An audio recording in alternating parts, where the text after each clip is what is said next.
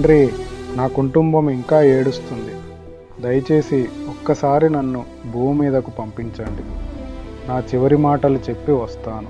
ఓ భక్త, నీ కుటుంబం మీద నీకు ఉన్న ప్రేమ నాకు తెలుసు. నీవు అయ్యప్ప సేవ చేసిన వాడివి కాబట్టి నీ భక్తికి గౌరవంగా ఈ అవకాశం ఇస్తున్నాను. చివరిసారి భూమి మీదకు వెళ్ళిరా. వాళ్లకు నీ చివరి మాటలు చెప్పిరా. ఇది నీ భక్తికి, ప్రేమకి ఇచ్చిన చివరి వరం.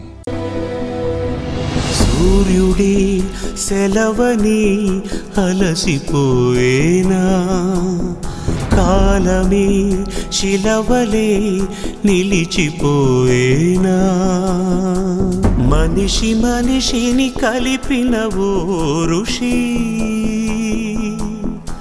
భువిని చరితని నిలిపెను నీ కృషి. నేను వెడకంటి వెంకటయ్యను. దేవుడు నాకు ఒక్క చిన్న అవకాశం ఇచ్చాడు.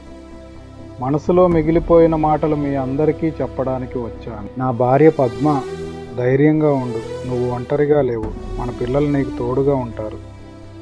నా కూతురు తులసి, అమ్మ తులసి, బాధపడకు. నేను పైనుంచి నిన్ను చూస్తూనే ఉంటా. అల్లుడు రమేష్, తులసిని జాగ్రత్తగా చూసుకో. పెద్ద కొడుకు అయ్యప్ప, పెద్ద కోడలు సరిత, చిన్న కొడుకు నాగేంద్ర, చిన్న కోడలు భార్గవి. అమ్మని తులసిని జాగ్రత్తగా చూసుకోండి. ఎప్పుడూ కలిసే ఉండండి. ఇంట్లో శాంతిగా ఉంచండి. మనుమళ్ళు హిమాన్షు, సాయి చరణ్ మంచిగా చదువుకోండి. నా మనమరాళ్ళు వైష్ణవి, మేఘన, మీ నవ్వులు మా ఇంటికి వెలుగు. నా బామ్మర్దులు ఐతరాజు, యాదగిరి, రవీందర్, సత్యనారాయణ, కోటయ్య, లాలయ్య, మీరే మా కుటుంబానికి ధైర్యం.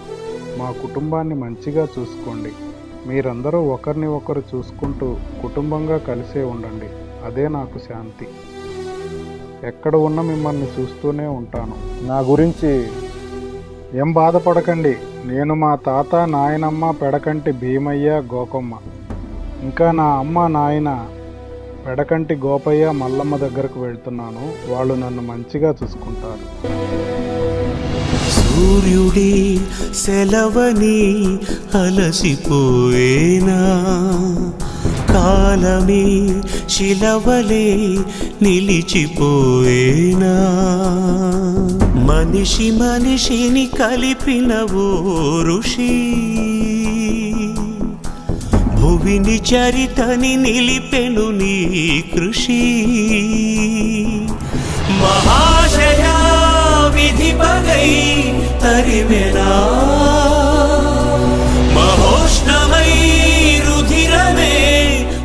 అయ్యా అయ్యప్ప, నా కుటుంబాన్ని, నా బంధువులను సంతోషంగా ఉండేలా చూసుకో తండ్రి. ఆకాశం నినుగని మెరిసిపోతుంది, నేల నీ అడుగుకై ఎదురు చూసింది, చినుకు చినుకున కురిసెను నీ కళ,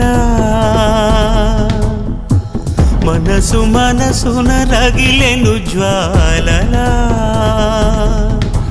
తుఫానులా ఎగిసెని ప్రవచనం,